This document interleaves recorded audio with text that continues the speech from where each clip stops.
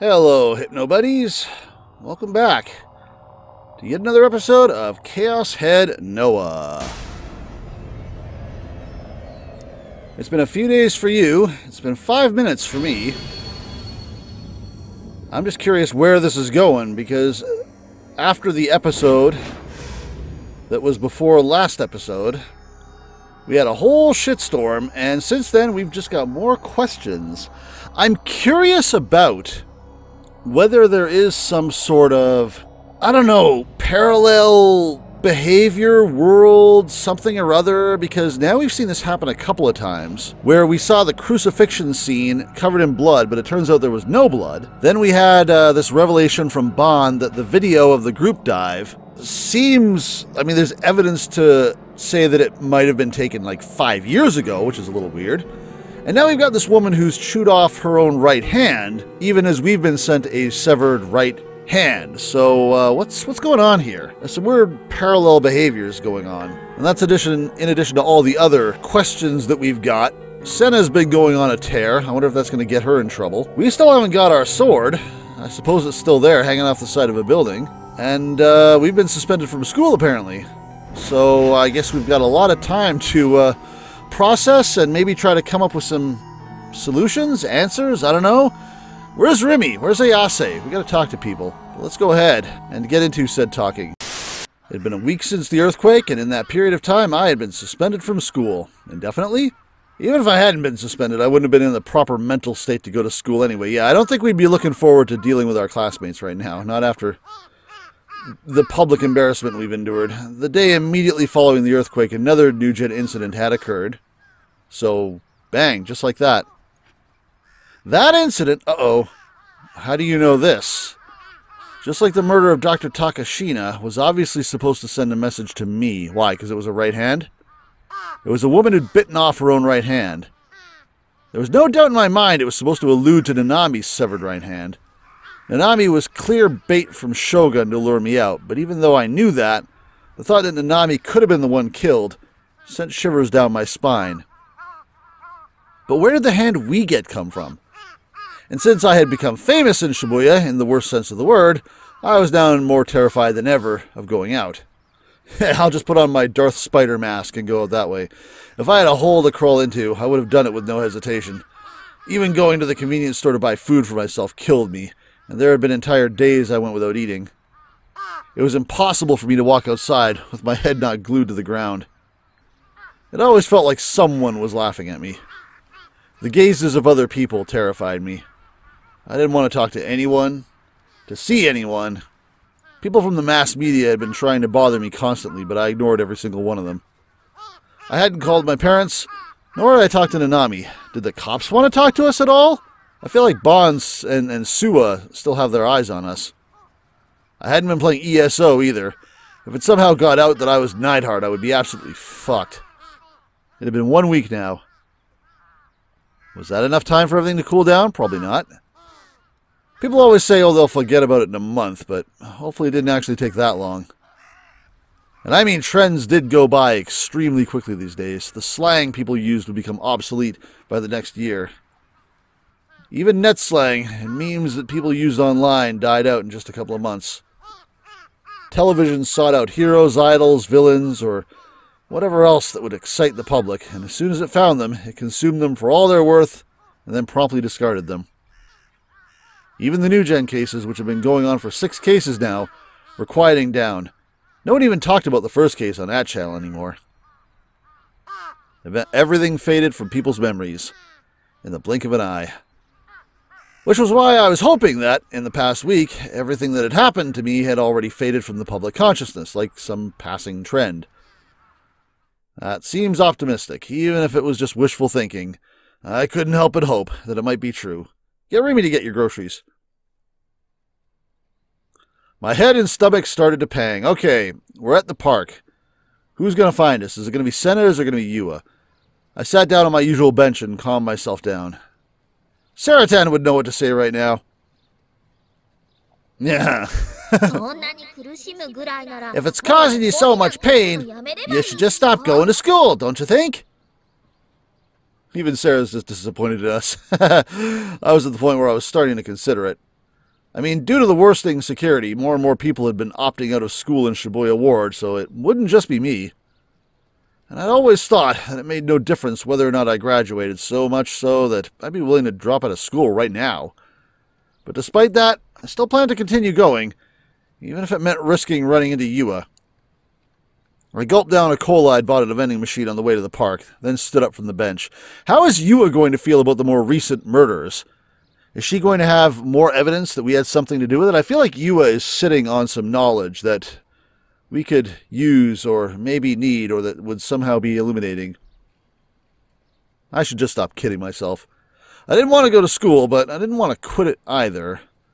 Because if I quit school, I wouldn't be able to see Remy anymore. She can still come by. We were classmates, so as long as I kept going to school, I'd be able to see her without going out of my way to do so. But if I lost that, I mean, I could always just call her or go meet with her directly, but like I said, that would mean I'd have to go out of my way to contact her. Oh, you big baby. I knew for a fact I couldn't do that. I thought we had a standing agreement that she was going to spend time with us. In fact, I already hadn't been able to bring myself to see her for a while now. I'll stay by your side, except when I don't. That was what Remy had promised me, and I hadn't heard from her for over 10 days now. Not a single word. What has she been up to? Because we've only seen her once, and it was when she was watching Ayase getting brought to the hospital. The thought that Remy, my one and only ally, might have fallen out of love with me after seeing my disgusting behavior on TV, it destroyed me. You think Remy would have contacted us after that? I was terrified, I felt like crying, and I had never felt so alone. No one, not even Inami, had come to see me. I was being subjected to thread after thread of endless slander on the internet. I was scared shitless by even the idea of Shogun and Yua. Shouldn't Inami at least be making her "Are you still alive?" checks? And while I'd said before that I didn't want to see anyone, the loneliness was eating away at me. I wanted Remy to come and see me. I wanted her to hug me gently and tell me it would all be okay. It must have been so hard, but I'm here now, she would say. In the end, Remy had spoiled me rotten. But she wasn't in the wrong for doing so. Remy had taught me the warmth that 3D could have. Oh no, I'm being converted. And now that I knew what that warmth felt like, I had never stopped wishing for it ever since. I couldn't get that kind of peace from 2D or delusions anymore. Yeah, fuck you, Sarah. I couldn't survive on just my delusions. I wanted to see her. I still feel like these people should be checking up on us, because they know what we've been through. Oh, well. Amazing, we've actually gone to school. Well, this is a situation that's rife with possibilities. When I'd passed through the school gate, I hadn't noticed any particular change in the atmosphere. That is to say, no one had noticed me.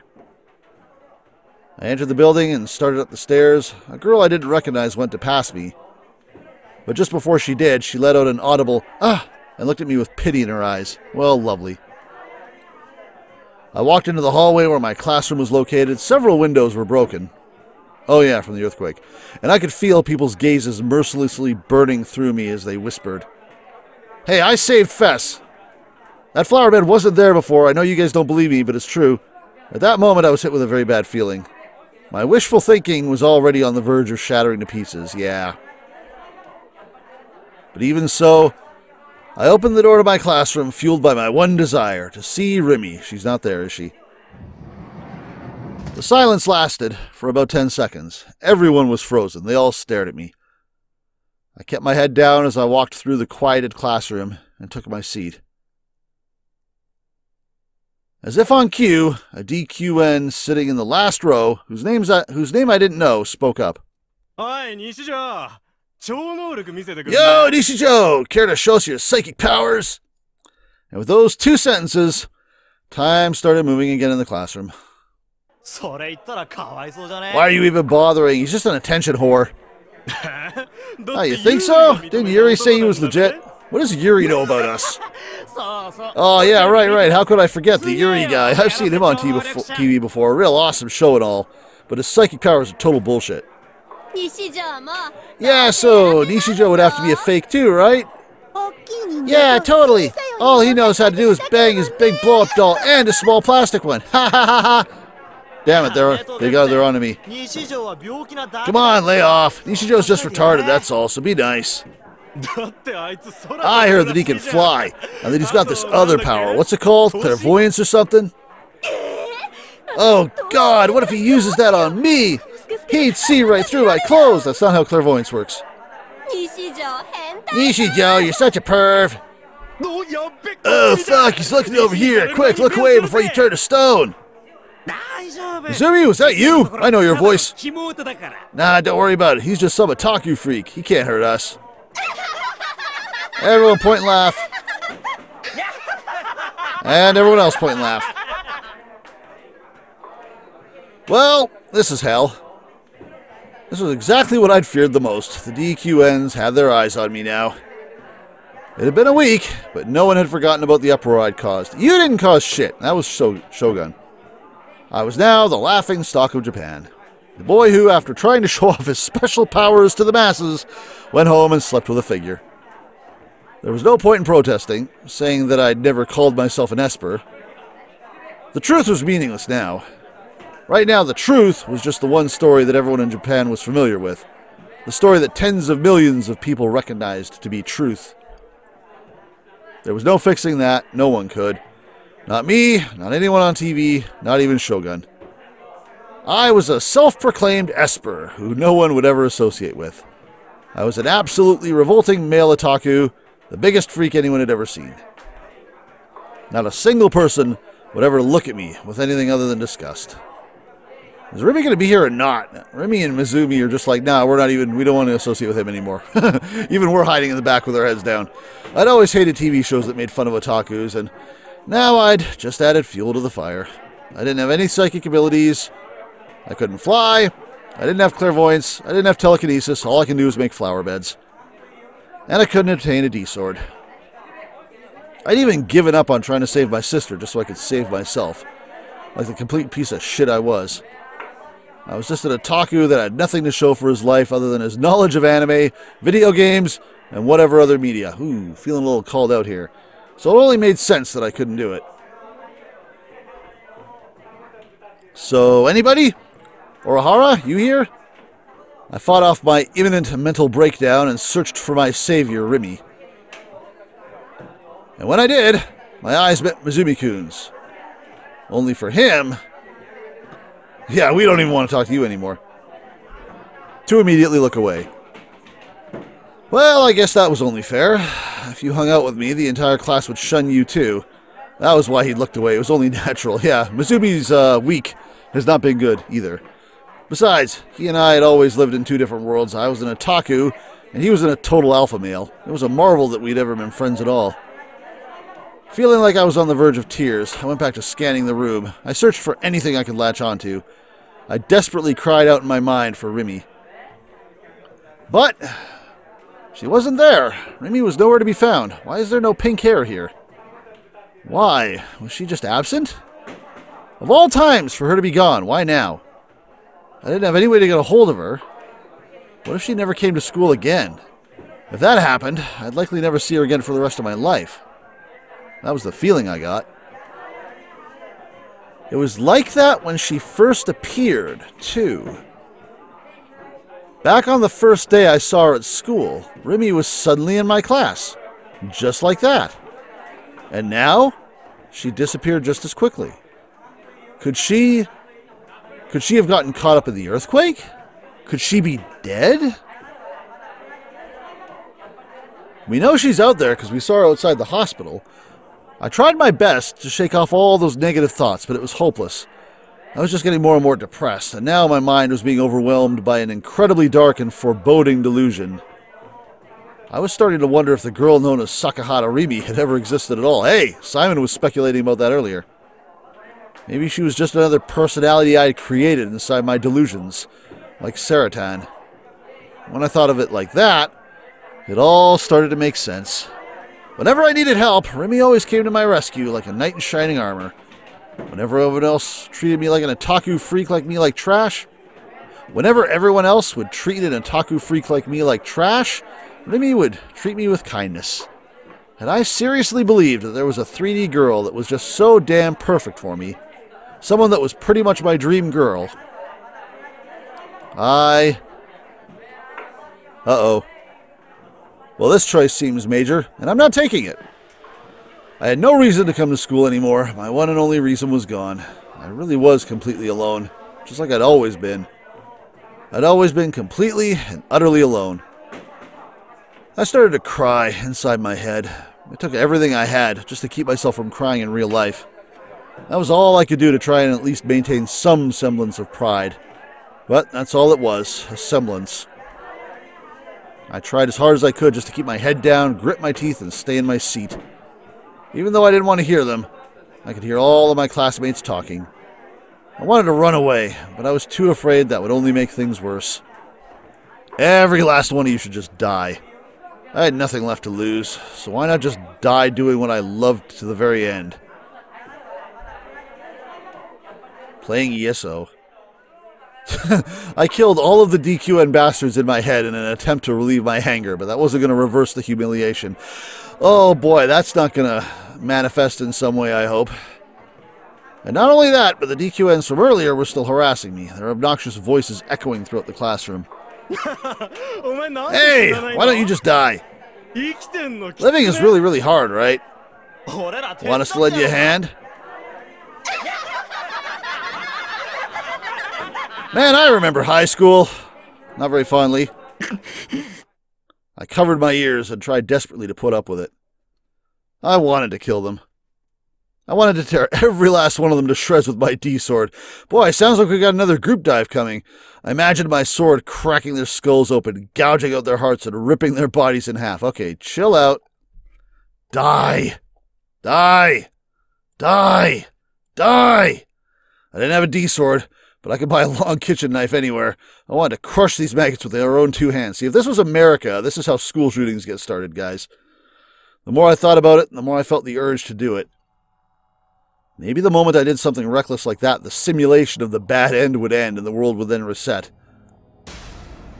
I would then return to the original world where I could make different choices. Remy would be there, Mizumi-kun would be talking to me in his normal, overly friendly manner. Everyone would have completely forgotten about my shameful behavior. No one would be making fun of me. Maybe I should try it. The center of my head felt fuzzy. I felt kind of feverish. Uh-oh, is there a rucksack nearby? Was this that fever you got before obtaining some new knowledge or power, or was it some delusional fever? I didn't have a specific name for it if it was. Well, not like it mattered. Maybe I should try it. Even if I couldn't return to the original world, people would just think I was crazy. No, they probably already thought that. So it really didn't matter. It wasn't like I had anything to lose. A week ago, back when the nurse had told me that Nanami was still alive, I thought that. As long as Nanami was alive, nothing else mattered. Even my life didn't matter. I didn't care if I was treated like some freak and sent to the nearest hospital. It'd be nice if I ended up at the same one as Ayase. Where had Ayase been admitted to, I wondered? Was it that penitentiary-like hospital that she'd used to be in? Even that would be fine. Hell, that would even be slightly better than being in this school without Remy. The urges within me bubbled like magma. I could no longer control them. I slowly stood up. Uh-oh. Our villain arc has started. I couldn't help but burst out laughing. Everyone in the class stared at me, and their expressions stiffened. Don't look. There was no reason to look at a worthless piece of shit like me. No, you have! Suddenly, all sorts of worth. Here's Saratan to cheer us up. I heard... Oh! Huh? Oh, is it Orihara? I mean, that sounded like Saratan. But that could be Orihara. A girl's voice.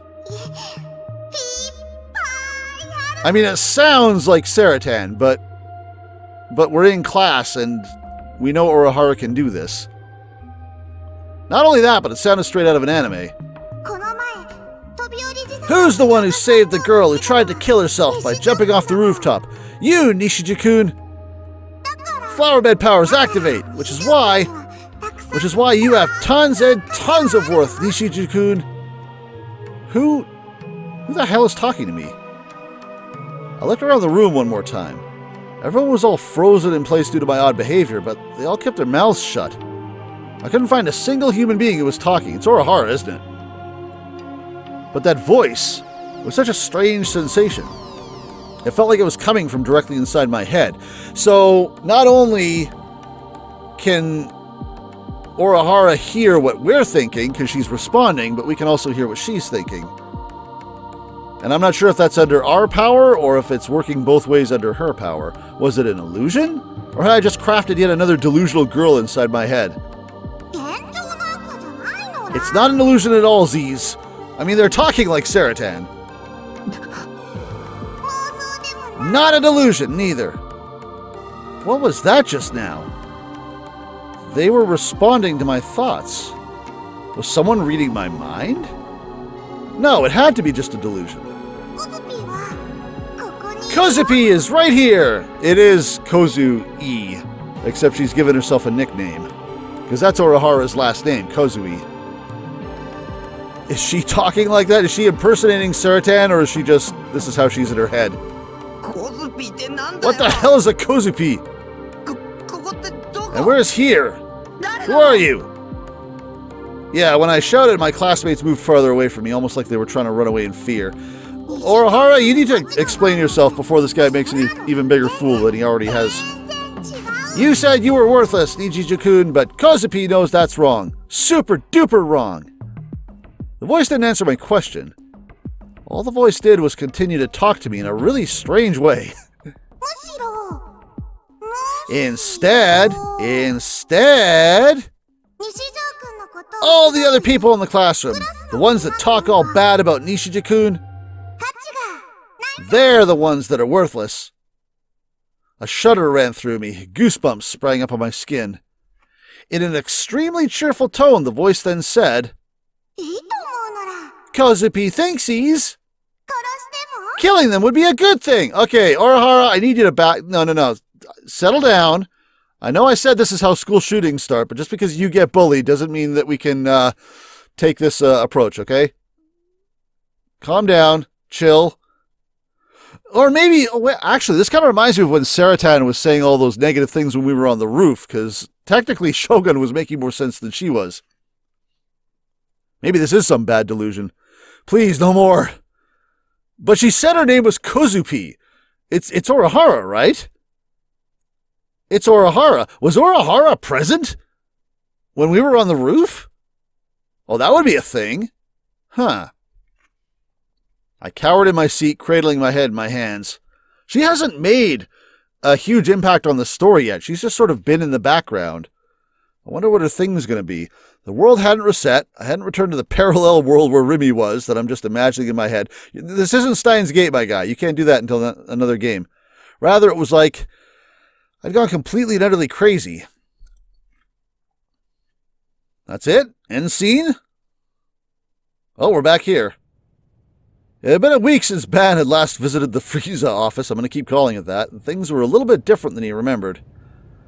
The sea of papers that had been piled high atop each and every desk were now completely absent, probably because they knocked over during the earthquake. They'd likely all come crashing down due to the earthquake. Exactly. And Momose had ordered it to be cleaned up. Because of this, the place looked quite tidy. Staring at it with a sidelong look, Ban let out a sigh, and then sat down on an office chair he had wheeled out from behind a desk. He restlessly fanned his face with his favorite handheld fan. Momose, who had been tapping away at her laptop's keyboard on her desk, took one look at Ban's dismal appearance and scowled. What? Did you just come in to sigh at me? Hey, Momomo-chan! Have you ever seen a magic trick where a sword pops straight out of thin air? Because I have. Can't say I'm all too familiar with magic. Alright, then what about teleportation? What, like something teleporting into a box? No, not quite. And what on earth are you getting at? Are you trying to pick up some new party tricks? Did you bring the video? Because I think people would like to see it. No, and you don't really need to know. It's probably got nothing to do with you. You're a real piece of work, you know that?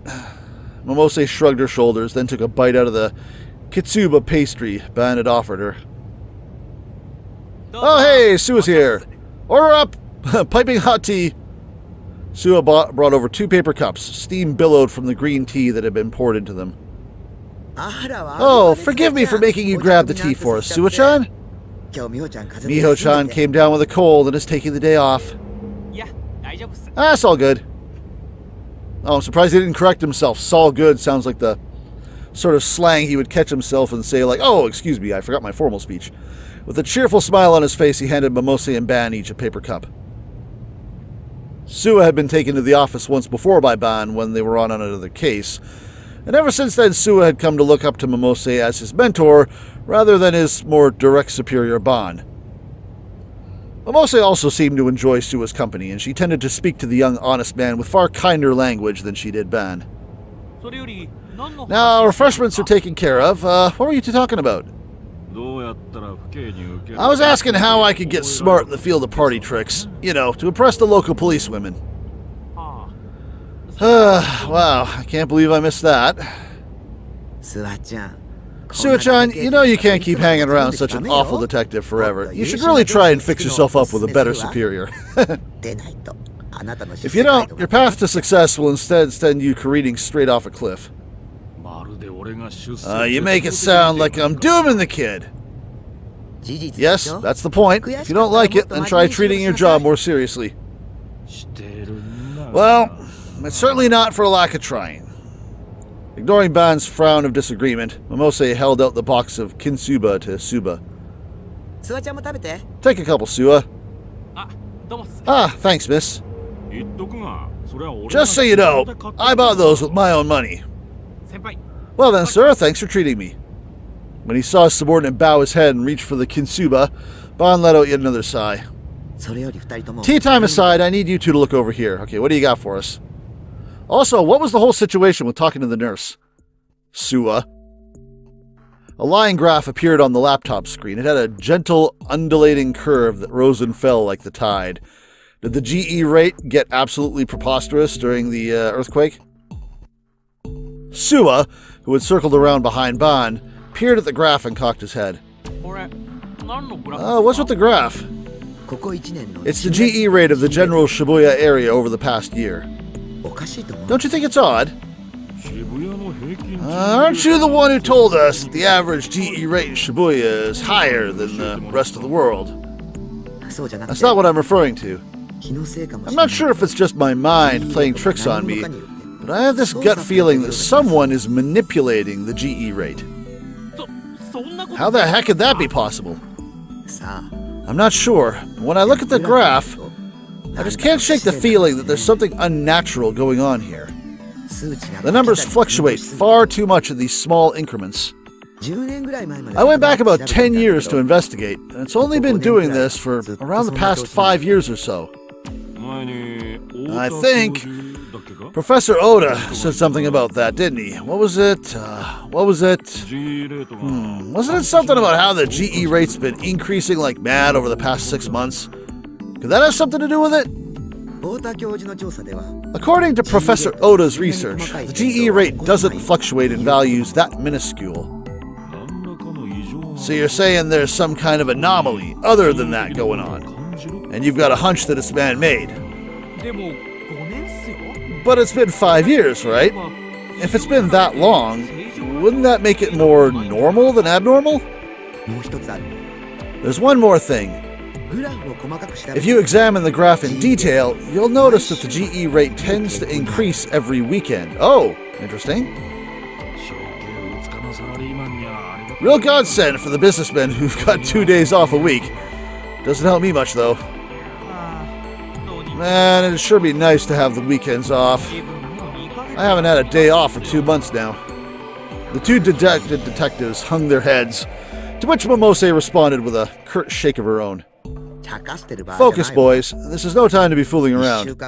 Anyway, the line fluctuates at fixed intervals every week. But as soon as New Year's vacation, the Bond Festival, or other similar holidays come by, the fluctuations stop right on the dot. I can't help but think it's the will of man at play here. Well, I suppose humans are the only ones who'd have New Year's, the Bon Festival, and the like off. Plants and animals don't tend to take holidays. Maybe it's the will of the Earth. I can hear the sarcasm in that voice. The will of the Earth? Ah, now ain't that a good one? Even if such a thing was at play, why would the Earth be out here wishing us a Happy New Year? I wasn't being serious. If we disregard New Year's, we're left with the Bon Festival, an entirely Japanese custom. So you're saying the GE rate synchronizes with Japanese social activities? Then it'd make sense that Shibuya'd be the same way, right? Right. And take a look here and here. Momose first pointed at the center of the line graph and then to the right where the most recent date was situated. These two areas are awfully high, aren't they? The rightmost one looks like it's setting a new record. And it's not just the past year, but the past 10 years. And what are the dates? The middle one was 3 months ago. Remember the small earthquake that happened at the time? Ah! The seismic intensity 3 one. 8 people died in it, if my memory serves me right. Were they ever able to pin down the specific cause of death for the victims? That's another thing that was curious. People were coming in dead and they had no idea why. I don't know, did they? Ignoring the exchange between the two detectives, Momose continued talking. As I was saying, the rightmost one is from the day of the earthquake.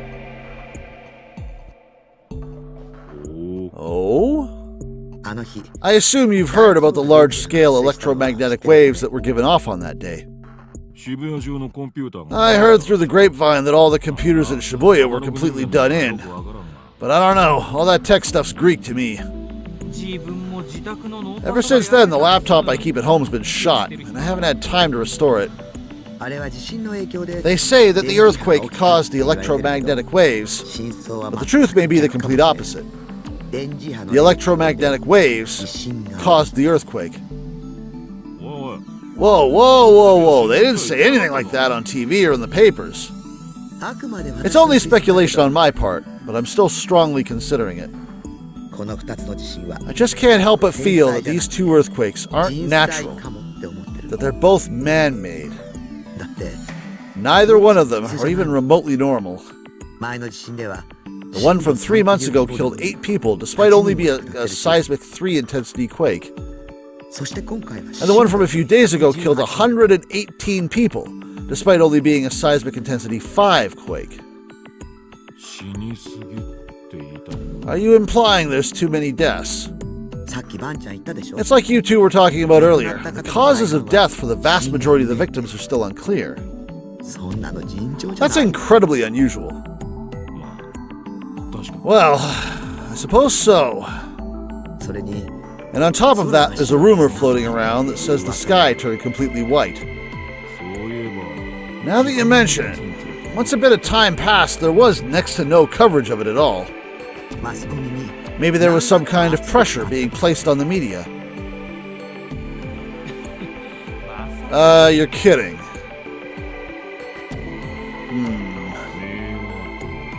The Meiwa party? That would be my first guess. They came up the last time we visited the Frieza Collection Agency. And it's the first time Sue is hearing about it. What? Are you serious? Maybe it'd be a good idea to start looking into companies who've got links to them. Way ahead of you. No surprise there, Momo-chan. You've always been quite the busy bee. So, what you got? Momose raised her hands skyward and stretched far and wide. Tilting her head slightly to the side, a satisfying pop sounded from her bones. No such luck. I've already thrown in the towel. You? Throwing in the towel? I'm shocked, Momo-chan. So your guess turned out to be wrong after all. Perhaps so. And I can assure you I put in the work when it came to researching. I even placed my actual job on hold for it. But I'm at the end of my rope. I'm not sure if it's all extremely well hidden, or if my guess is just wrong like Suichan suggested.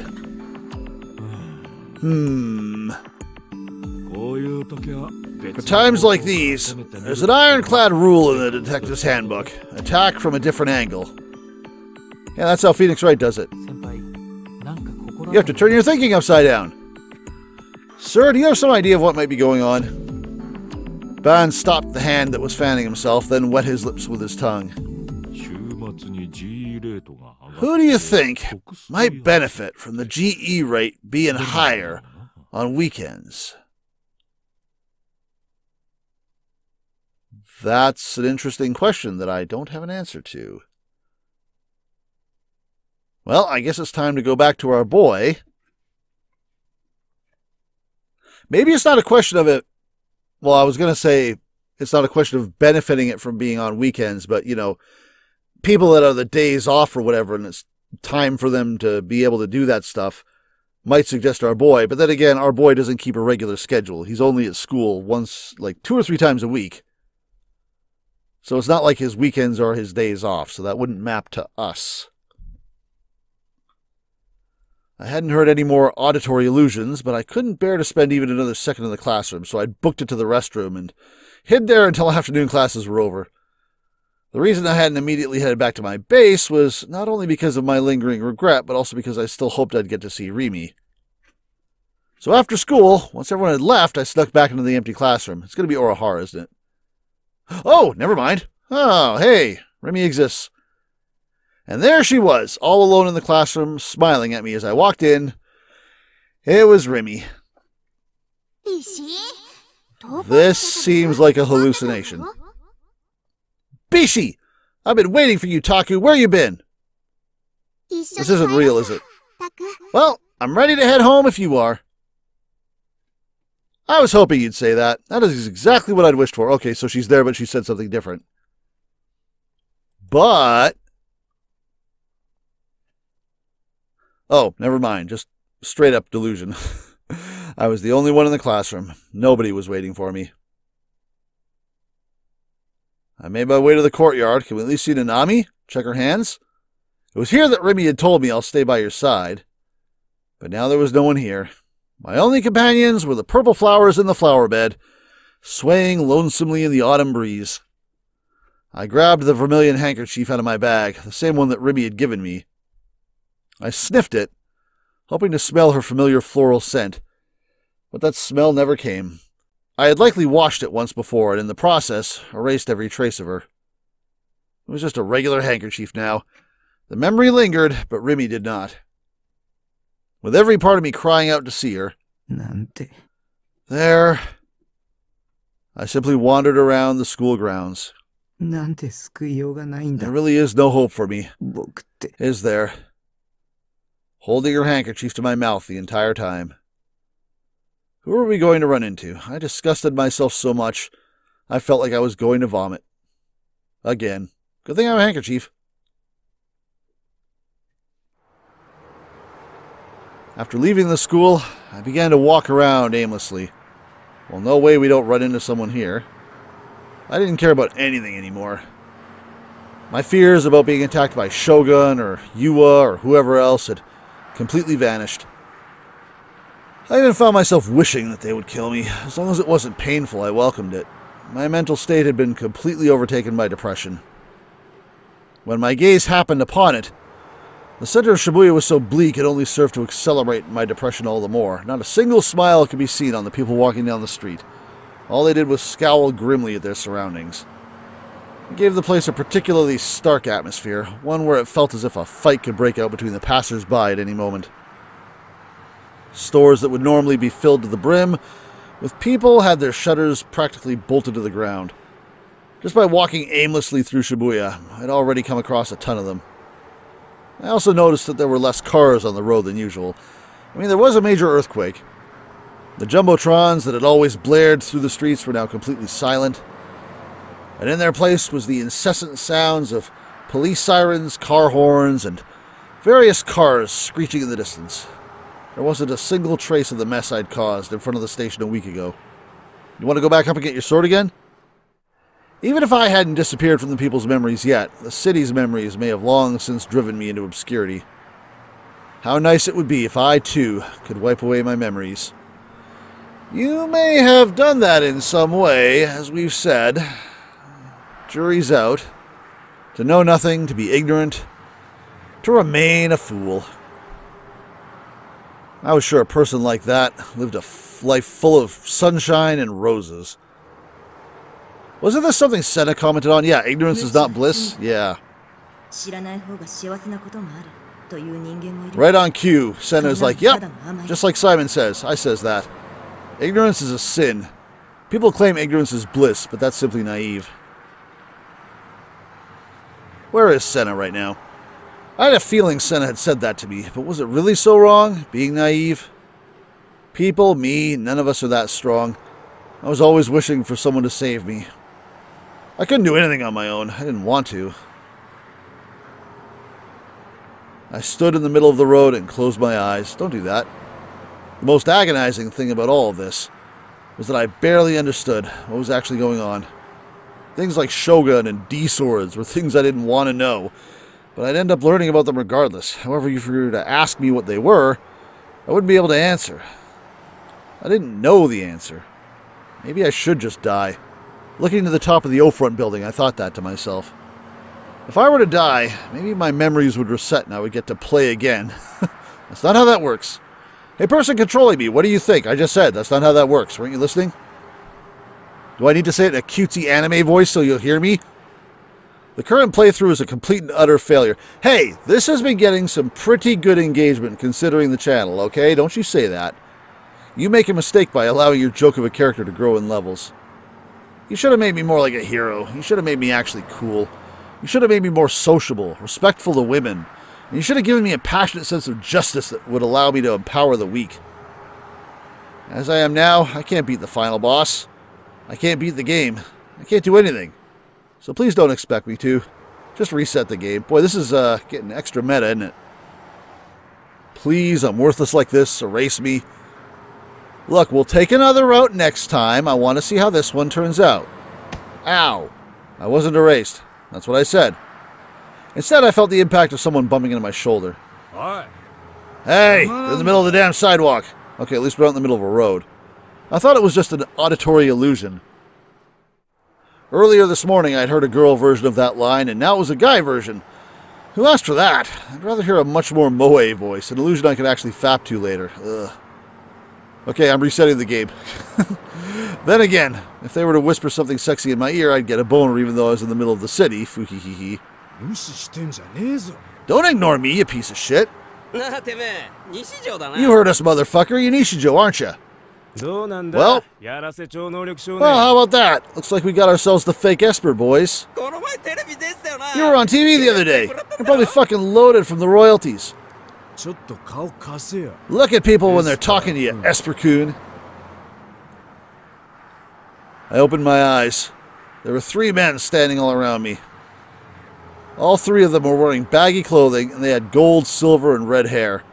2 of them had their noses and ears pierced, and the remaining one just had their ears pierced. One of them was a Ganguro, which I had thought had gone completely extinct before now. There's a death flag, I thought to myself. So this was the bump into confrontation kind of death flag, eh? Just really one thing after the other today. Whatever. I don't even care anymore. Just hurry up and kill me. Once you do, the game will reset and I'll be born anew. Do you have a knife on you? Make sure you stab me in a way that I'll die instantly, alright? I was so scared, my legs were shaking. Is Senna going to save us? Oh, never mind. We're going to say help me instead. I shouted that instinctively, though it had been closer to a scream. I didn't care about how it made me look. Okay, so we don't want to die. Someone help me! I didn't want to die. I didn't want to die. I don't want to die. I was lying about not caring anymore. My situation might be hopeless, but I still don't want to die. Ah, shut the fuck up. One of the DQNs covered my mouth. I couldn't speak anymore. They grabbed my arms from both sides. If you make a single fucking peep, I'll fucking end you right now. I stopped resisting. Well, we're in for a bad time. They dragged me to a deserted alleyway no one would go anywhere near, grinning the entire time. So I decided to launch a preemptive strike against the three men. This should go well. Is it time to receive our sword? Oh, I'm sorry. Oh, that's your preemptive strike. Show your belly. I got down on my hands and knees and apologized in a shaky voice. I'll give you all the money you want. So please, just let me go.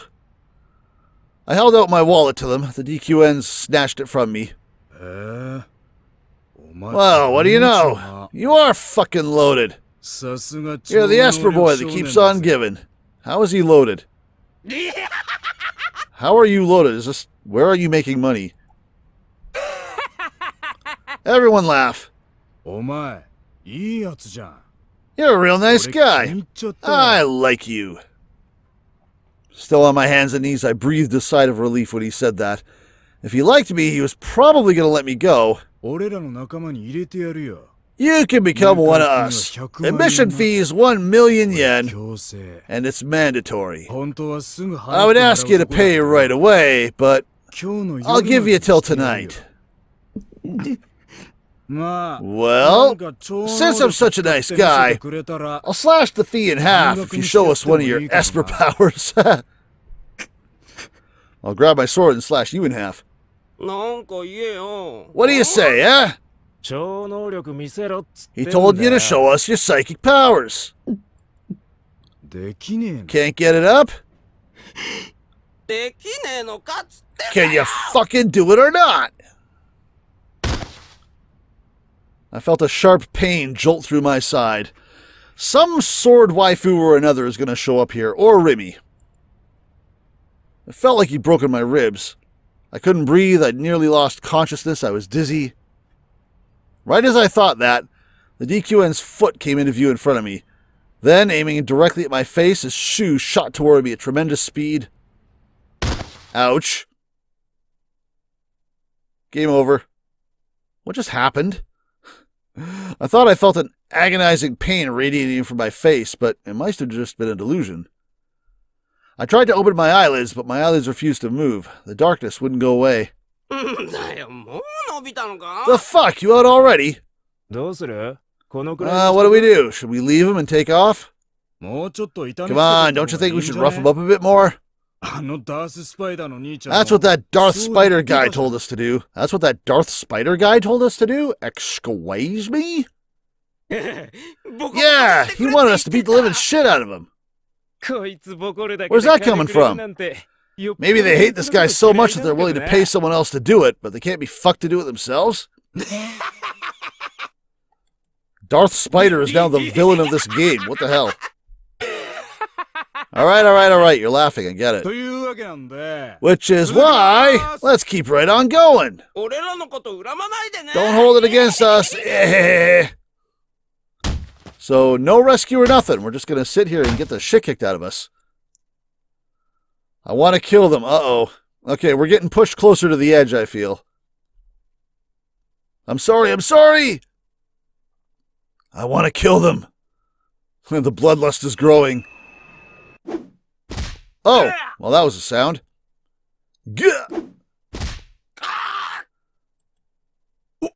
Hey, the fuck are you doing? This is a fucking joke, right? Eek! What is that? Hey, stop! Are we killing them with our delusion, or is Senna rescuing us, or what's going on? I want to see Orihara just bust out the sword and go nuts and just show that the meekness was an act or something. Stop it! No! Or maybe Ayase is paying us back for saving her. Oh, dear. Yeah, that really seems like you're being subjected to Senna's standard greeting there. I'm feeling a Senna. Or we're just going to go, hey there, friend. How you doing, buddy? Wasn't expecting for you to come and visit us. The pale evening sun shone through the window of a hospital room. The light singed red by the twilight, divided the room into two distinct parts, one captivated by light and one dominated by darkness. And what was illuminated by that light was a bed adorned with pure white sheets. On the bedside table sat a handheld video game console. A number of academic books lined a nearby shelf, neighbored by the muted pink petals of an arrangement of cosmos flowers resting in a vase. The room was neat and tidy. Nothing moved, nothing stirred. It was a space where time seemed to have come to a stop. The window cut into the evening sky, and by that window was a small figure sitting in a wheelchair. The figure's back to the window, he remained still and motionless. His breathing was so light, and the intervals between each breath were so long, one might think he was already dead. His skin was covered with wrinkles, his cheeks were hollow. His eye sockets were sunken in, his scalp was barren. With these features, it was often questioned whether he should be referred to as a young boy or an old man. His shadow, which he had dubbed Shogun, extended all the way to the door of the room. His shadow is Shogun. The world then moved for the first time. The door slowly opened and a figure emerged from the darkened corridor, stepping foot into the room steeped in evening glow. Oh dear! Sakahata Rimi did not fully enter the hospital room, instead choosing to remain at the entrance. Rimi and Shogun are in the same room together. What? Her expression, illuminated by the setting sun, detailed how the girl had been deep in thought. Can we stop now? Again, I wondered, are these two... I thought these two might have been both aspects of us, which is an option that's still on the table. But if they're not, can we stop now? I'm sorry to say this, but that boy, Nishiju Takumi, should just be erased. Uh-oh. Shogun remained motionless in response to her words. She does kill us in the opening scene there.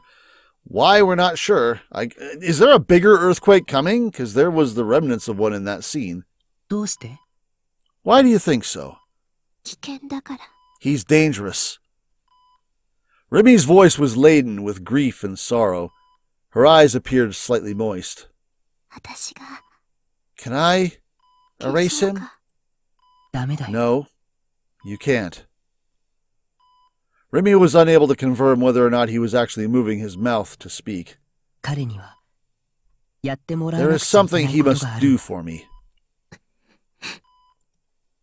Rimi hung her head, then gently ran her fingers through her hair that draped down before her. You thought Yua was Shogun's minion, but it turns out it's Rimi! Can you remember your dreams? Yes.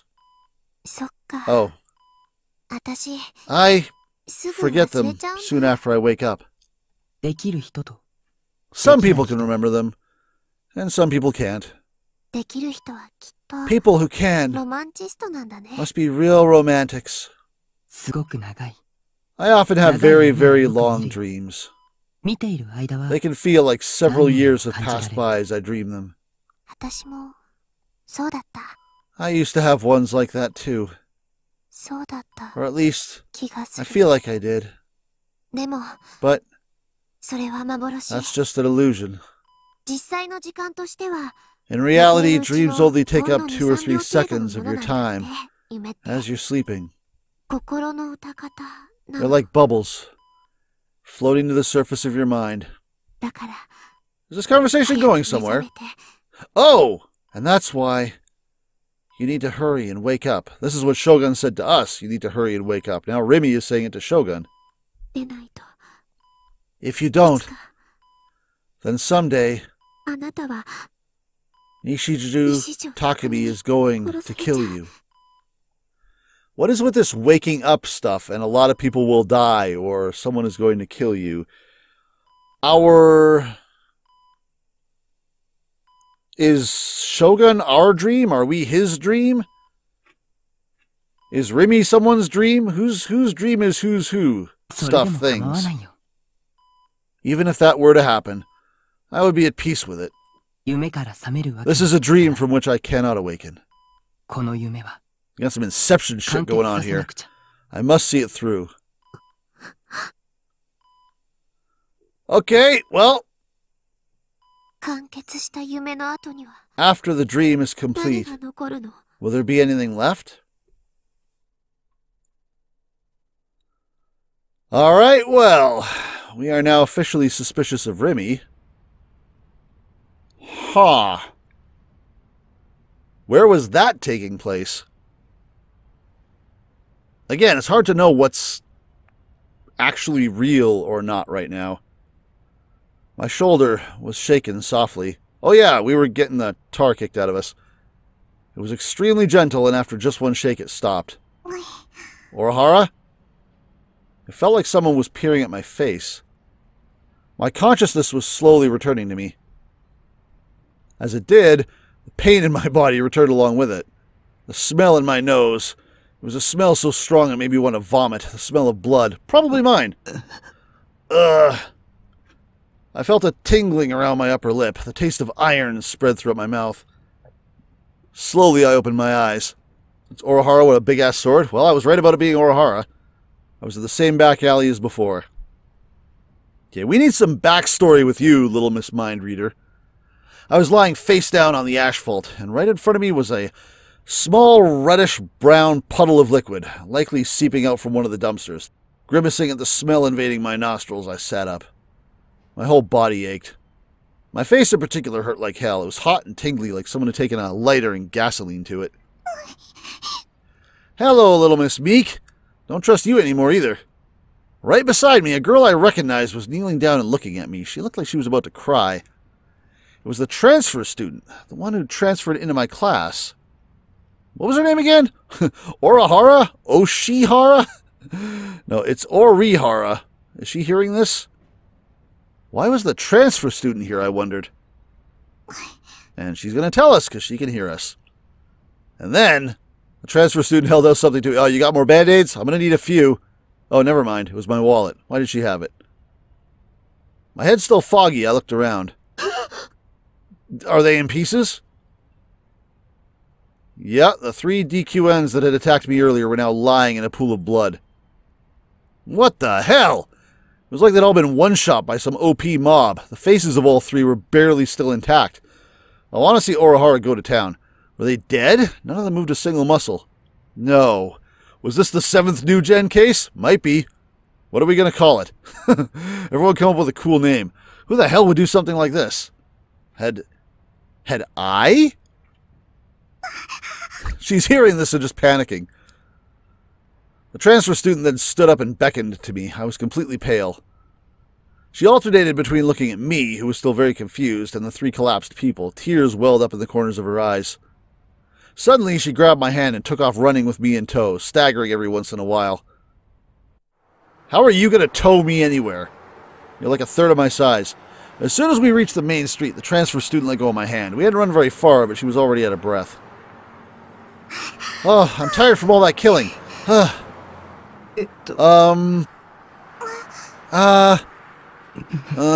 just make noises at each other. We both fell silent.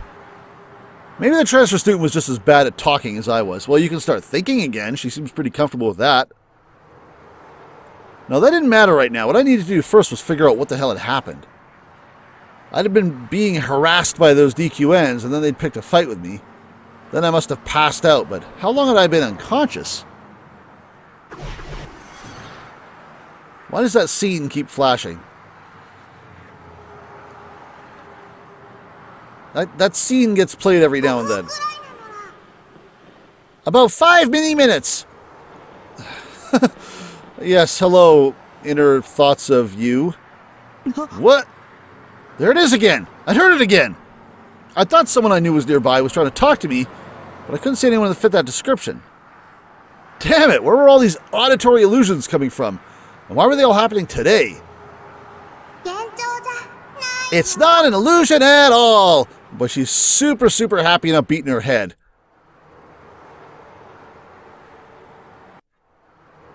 Maybe I've gotten so overwhelmed lately, I had to create a new personality inside my head just so I could cope with everything. Or as you were right, and I really do have multiple personalities. Kozupii is her own Kozupii.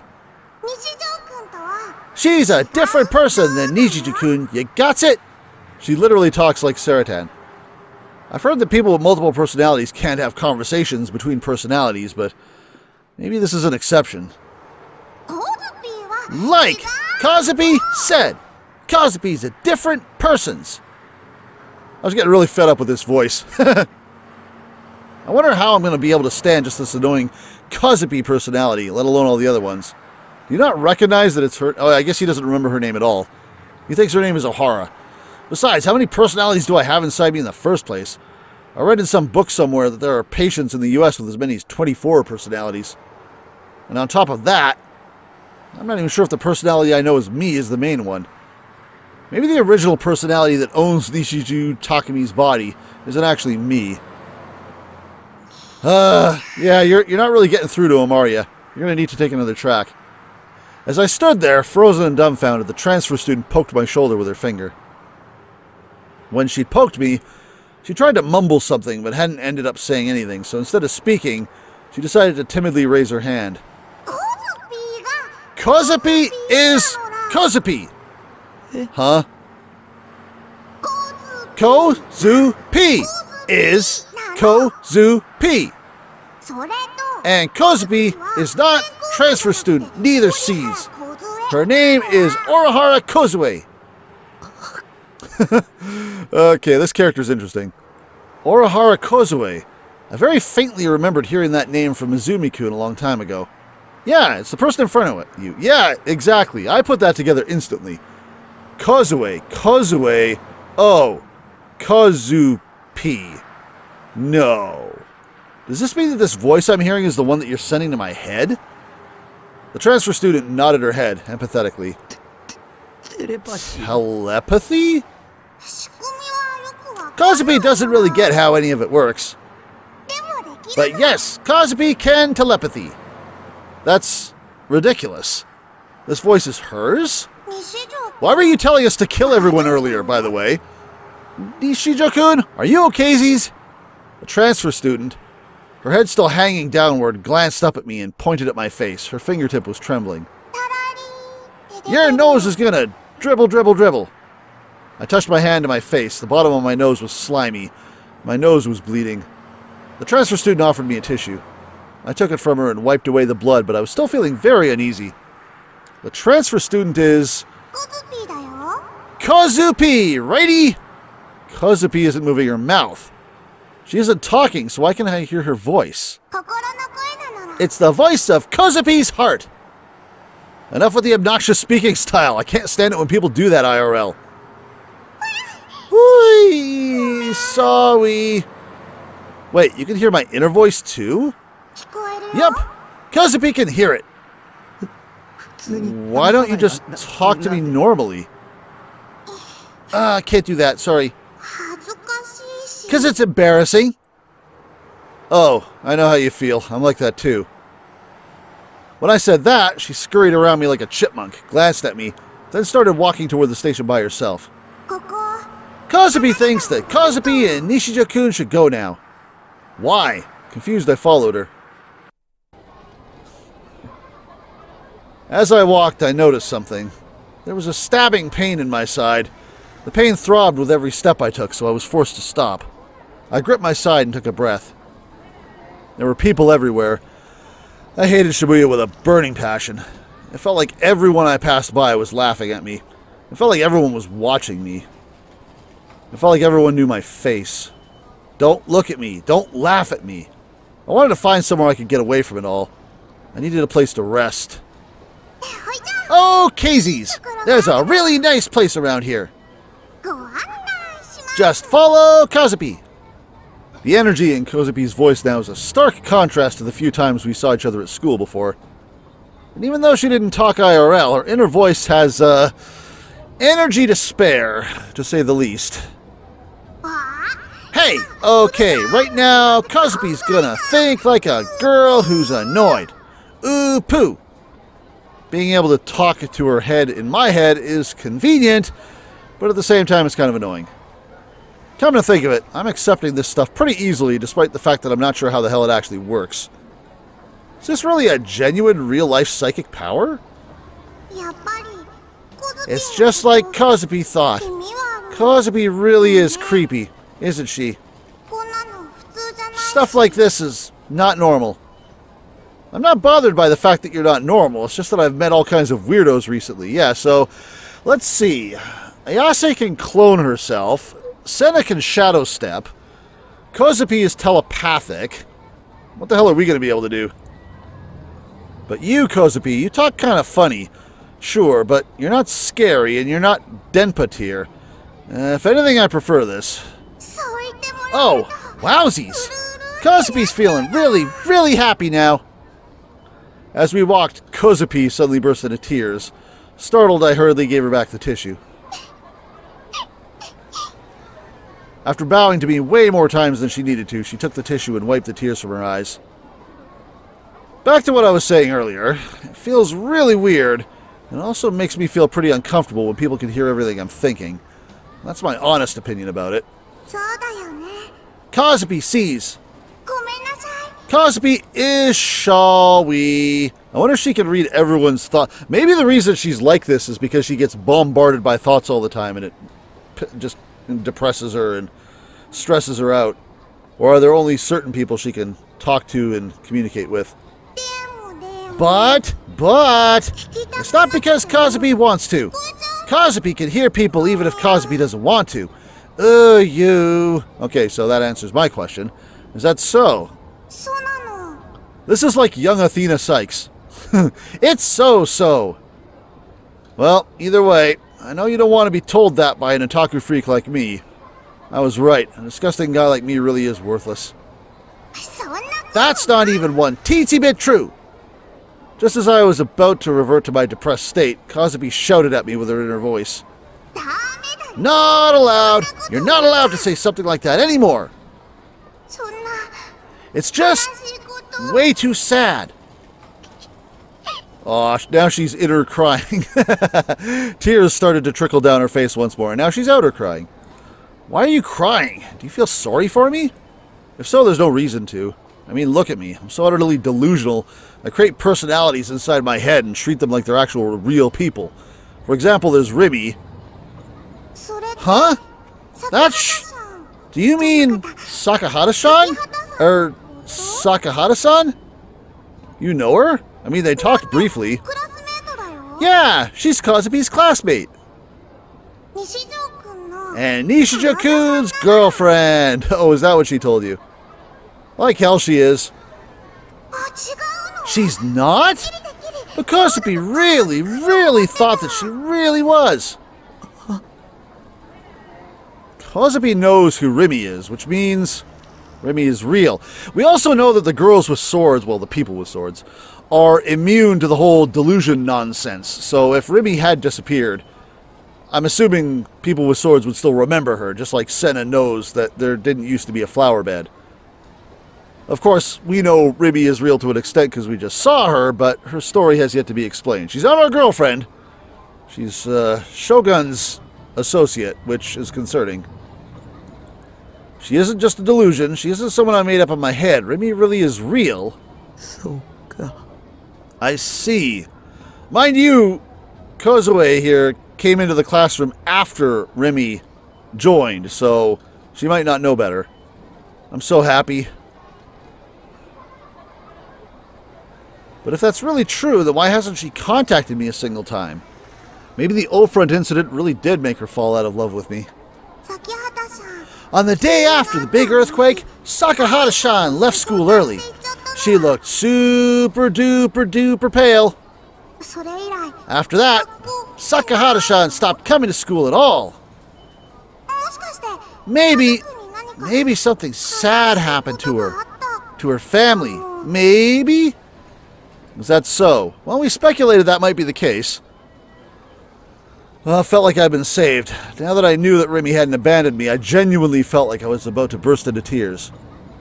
If it's really true, if Remy really isn't a delusion, then I actually have a reason to go to school to see Remy again, so until I see her once again, I'll try my hardest to... note, though, Remy isn't going to school, so this isn't going to help you.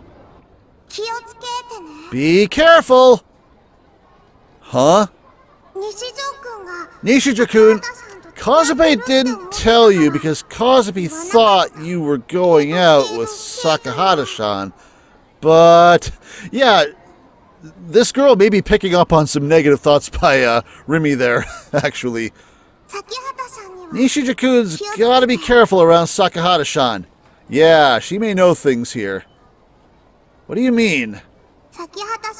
Nishijou-kun doesn't really know Sakahata-san. Yeah, not the way that the telepath does. Again, what do you mean? What do you mean I don't really know her? What, you mean because of the crucifixion? Or is it that, even though I'm supposed to have been classmates with her since first year, all my memories of her are missing? It's true that Remy still is a bit of a mystery to me. Yeah, there's still answers we haven't gotten. But she saved me over and over again. Whenever I'm scared, she tells me that she'll stay by my side. She's not my enemy. She might be. Hi! For some reason, Kozupii looked a bit unstable. We're just calling her Kozupii now. When you think that much stuff all at once, like that, ow, hurts. Kozupii can't keep up. Sorry. This is just pretty new to me. Whenever I have a conversation with someone, I always end up not being able to say even 20% of what I'm thinking before it ends. But when it comes to this mental stuff, I guess I just can't help but talk too much because I think too much. I guess that kind of applies to you too. I never would have expected you to talk so much inside your head, that is. It kind of only barely feels like I'm talking. Kozupii just thinks, and then it all comes flowing in. Kozupii just thinks it's someone like beep beep, and then the someone there goes bang boom back at me. If you're not used to it, then your thoughts and the other person's thoughts get all fumble jumbled up, and then it's like, yeah, that's how Kozupii thinks about it. In Japanese, please. I can kind of understand what you're going for, though. I think you're trying to say that you don't have the real subtlety or nuance of actual conversation. There's nothing like, for example, looking at the other person's expression and then deciding that you're no longer able to bring yourself to say what you wanted to say because of it. If people's thoughts just leaked out wildly, then you'd no longer be able to read the room. The transmission isn't one way, but it isn't two-way either. It's like having to pick one arrow out of an avalanche of other arrows, all of which are flying in different directions, all while somehow ignoring all the other ones you didn't need. You have to tune out the excess noise. Which is why it feels so comfy, and like you're much closer to someone. But it's a lot more easier to get hurt, too. For a moment, Kozupi's expression clouded a bit, but not long after, a tearful smile arose on her face. Hee hee! It's Nishijou-kun's first time and all, but you're already super-duper good at it. Your beep-beep-beeps match up really nice with Kozupi's. Beep-beep-beeps? Are you trying to say we're on the same wavelength? Yeah! Wavelengths! Wavelengths! Well, I guess it's probably because I do something similar with Saratan pretty often. But! Back then, Nishijou-kun was super scary. Oopie. Where? In the classroom or in the back alley? Back then? This morning, in the classroom. Oh, we wanted to kill everybody. Yeah, no kidding. Actually, no, didn't you tell us to kill everyone? Oh god, that reminds me. I think I had a really stupid delusion this morning. That's why Kozupii went, "Foo ya," and then Kozupii just ended up talking to you all of a sudden. Though to be on a nest, Kozupii decided that Kozupii should let as little people as possible know about Kozupi's power. Wait, you don't understand. Back then I was just really desperate and, well, at the end of the day it was just a delusion. I don't really want to kill everyone. Not really. Who am I kidding? You probably hate me. Kozupi's sure that if Nishiju-kun really did do that, Kozupii would help. Would have killed him right then and there. What the fuck? Okay, yeah, that inner filter needs work. Huh? She said such a disturbing thing so innocently. The contrast between the two extremes sent a chill down my spine. Wait, are we killing everyone or are you killing us? I need to go back and revisit that scene. I thought you said everyone else needed to die in the classroom. Remaining silent while still communicating in our heads, the two of us passed through Center Guy and came out on Inakashiradori. From an outsider's perspective, do the two of us look like a brand new couple, walking in silence without even looking at each other? Haha, embarrassed. Kozupii let out a crazy loud gasp next to me. Her eyes went wide and she looked up at me. I mean, you are the same age. A couple! No, it was just a random thought. A random thought. Phew! Kozupii was about to go fooya all over again, Z's. I thought Nishiju-kun had made a lovey-dovey confession to Kozupii. Sorry. I knew it. It really does suck trying to think when someone's listening to every thought you have. Whenever I was talking to Kozupii, it would probably be better for my overall health if I avoided any unnecessary delusions as much as possible. So, Kozupii wanted to ask Nishiju-kun something. It's about last week, when Nishiju-kun was on TV. We're not going to talk about Remy? You warned us about Remy. I want to know why. Even if I told you, you wouldn't believe me. Hey, we have a sword too. That's just an ass shun. Oop boo. Kozupii was down below, back when it happened. Were you the voice in our head? Okay, I speculated earlier that Kozupii was actually the one talking in our head when we were on the roof. Did that actually end up being the case? Down below? At Scramble Crossing, in front of Hachiko's ticket gates. Kozupii was just happening to pass by. Back then, Kozupii could hear it the whole time. Kozupii could hear Nishiju-kun's voice. Stuff like, I want to save the Nanami-chan, and I gotta save her. Kozupii heard it all. Did my inner voice really reach that far? It's a surprisingly long way from the roof of O-Front to the ticket gate at the station. Yeah, and that alone says how strong Nishiju-kun's feelings were back then. Huh, I guess Kozupii really did understand. I didn't cause such an uproar because I was planning to show off my ESP. That's why. Nishiju-kun doesn't not have... Oh, that's why Nishiju-kun doesn't not have worth. Huh? Doesn't not... Yeah, you confused me too with that.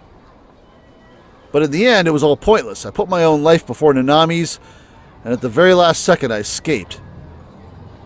Kozupii stopped before the entrance to Raft, and then while pointing at the entrance, she looked at me. This must have been where she wanted to take me. I didn't think there would be a place to rest inside Raft.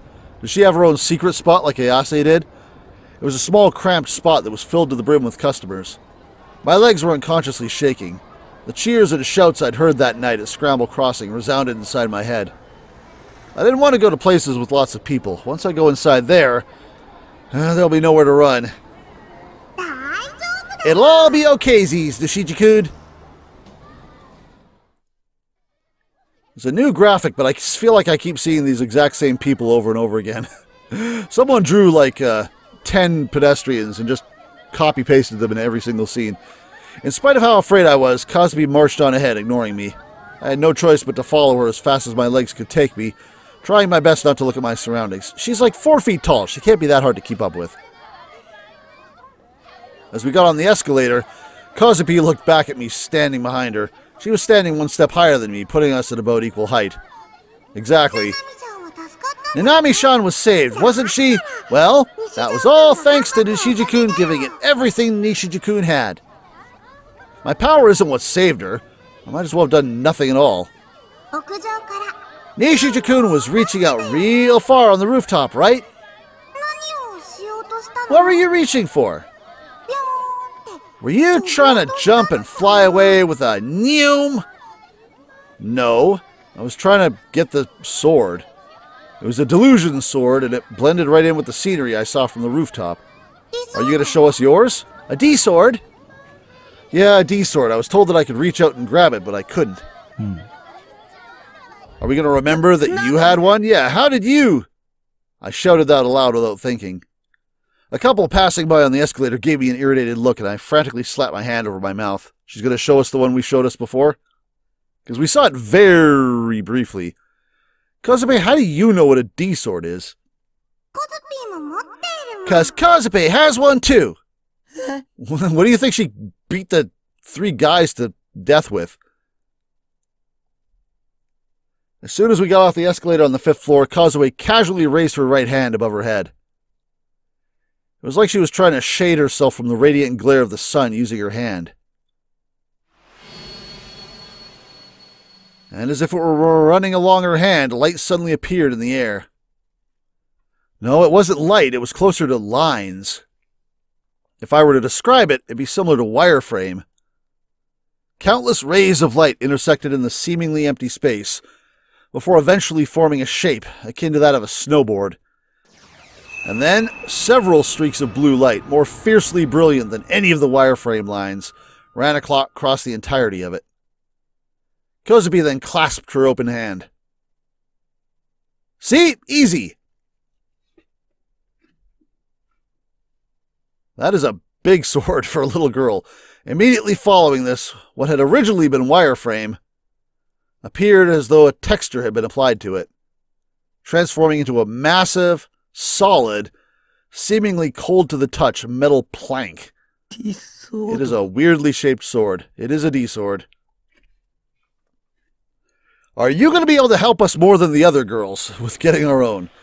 The shape was far too different than the one Senna and Ayase possessed, and yet, even so, the aura about its body was the exact same. It was too sinister to be called a board. It was too unaffected to be called a sword. It possessed a pure, unadulterated savagery, one which intermingled with its destructive nobility. She held it in the air with incredible ease.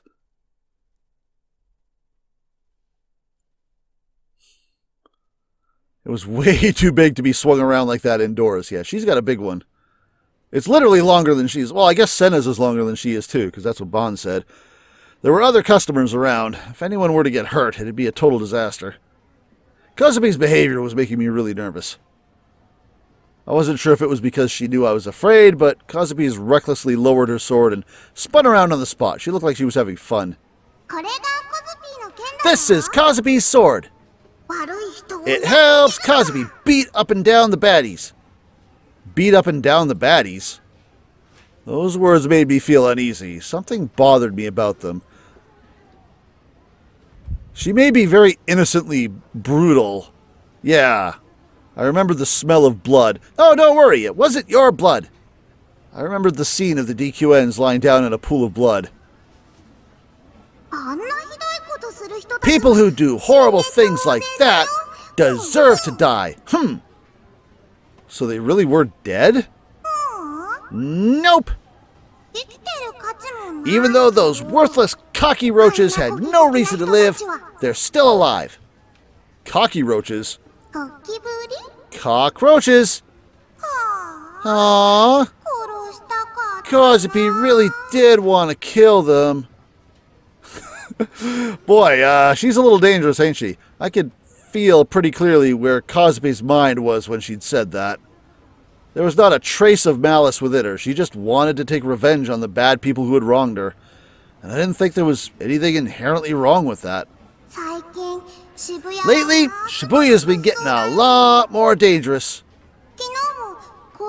Like yesterday, some cocky roaches tried to get me, so Kozupii crash bang beat them up. Okay, so maybe Kozupii doesn't have to worry about being bullied. This girl honestly seemed pretty twisted, albeit in a different way than me. Nishija-kun, over here! Kozupii began to walk, her gigantic D-sword still in hand. I was right about her being able to use it as a crutch, though. She could literally just put her arm through it and walk around with it. She was pretty short, and her arms were really thin. She didn't look like she could even lift a feather. And yet, despite all these things, she didn't show any signs of her sword weighing her down. In fact, her steps were light and springy. I covered my eyes again and again, each time the tip of the sword nearly collided with passing customers or products on display. Miraculously, though, it didn't end up hitting anything. We then arrived at a staircase. It was dimly lit, and unlike the rest of the floor, there was no sign of anyone around. No one even approached the area. Is this like what Ayase did? They can sort of set up a safe zone. Actually, Senna did this as well in the train car, where no one else kind of bothers to go. I didn't expect to find such a desolate spot inside Roft, a ridiculously popular store, especially since it was only a 5-minute walk from Shibuya Station. Is Roft another we need to avoid copyright word? Is it supposed to represent a store that I've never heard of? Or am I not making the connection? It's not just Roft, actually. The stairs at a lot of stores barely ever have any people near them, ever. You only moved here a few weeks ago, and I've been living here for almost 2 years. How exactly do you know about this, but I didn't? Kozupii's been walking around Shibuya every day since Kozupii came to Tokyo. That's how Kozupii found it. It's really relaxing resting place. Kozupii, seemingly in a good mood, sat down on the steps. She then casually laid her D-sword down on the ground. I had a pain in my side that was becoming unbearable, so I decided to take a break as well for the time being. So, Nishiji-kun, whenever you look at the scenery or some other kind of pattern, do you ever see other stuff? Stuff like elephants, wabbits, little lions. Kozupii thinks the thing that made her go the most whoa was when she saw a big salamander. What in the world are you talking about? Kozupii's talking about D-swords. Ooh, poo. Like when you look at a pattern or some scenery, and it can look like there's a bunch of different shapes, like maybe little animals and stuff. This kind of reminds me of when we were talking about looking at the wood pattern in our ceiling and seeing a face. Oh, you mean that? Yeah, I've experienced that before. When I was looking from the perspective of the O-front roof, I saw something. I saw a D-sword blending into the scenery. Yeah! Ding dong! The first time Kozupii saw Kozupii's sword was back when Ham Pom Pom died. Who fucking hell is Pam Pom Pom? Ham Pom Pom? A small hamster Kozupii took care of back in middle school. So, how it went is Kozupii went down to the river to make a grave for Ham Pom Pom. See, this is the information I wanted from Hayase, because she's like, I know of no method. Well, you know the method you got yours with, and here's Kozupii like, let me tell you the method I got mine with. But when Kozupii got there, she realized Kozupii forgot her shovel, so she couldn't make a grave for Ham Pom Pom, so Kozupii started crying really hard. And then Kozupii saw the shape of this sword in the sky, and it looked like a shovel. After that, Kozupii started seeing it in all kinds of places. Oh, so we don't have to go back up to the roof and hang off the edge to get a sword. How did you actually get your hands on it? In the end, I found my sword, but I couldn't take it. No matter how hard I tried to reach for it, I couldn't grab hold of it. Well, Kozupii just wished for it. You wished for it? Like, what, that you could have it? But if that's what you did, then I did the same thing. Stopping my thoughts in its tracks, Kozupii looked up at me and shook her head faintly. Yeah, if we didn't really say the right words or something, she would know because she was there listening to us. Nope! What Kozupii wished for was a shovel. Kozupii wants to kill. Okay. Settle down. So, you didn't wish for a sword. Kozupii wants to kill. Is this something that everyone who has a sword kind of is a little bit close to losing their marbles at some point? Because we know Ayase was in a mental institution. We know Senna is just plain violent. And then there's us who have had thoughts about killing already several times. I just love the cheery look on her face, too. Kozupii wants to kill. You want to kill more hamsters? Her inner voice echoed clearly in my mind. I hadn't misheard her. She said it very clearly. Kozupii wished to kill. And she'd been beaming as she said it. The stairs leading up from the 5th floor to the 6th were very quiet, with only the faintest background music leading in from the restaurant. Neither one of us said a word. The sound of someone breathing entered my ears. Was it hers? No, it was my own. A staircase where no one would ever approach. A blind spot in the heart of Shibuya. A pocket of air. Oh God, we're dead, aren't we? I swallowed back my saliva in an attempt to wet my increasingly dry throat. When Kozupii wished that, Kozupii looked up at the sky, and the sword was there again. But, until right then, Kozupii didn't think it was a sword. Kozupii just thought of it like something that went sheen. And then, boom! Kozupii thought, can Kozupii kill with that? And then she reached out for it without even doing any thinking. And then Kozupii grabbed it. And then what happened? What did you do after that? I murdered people. Kozupii tried to kill with it, but Kozupii couldn't. Are these swords not actually able to take a life? Is that maybe the thing?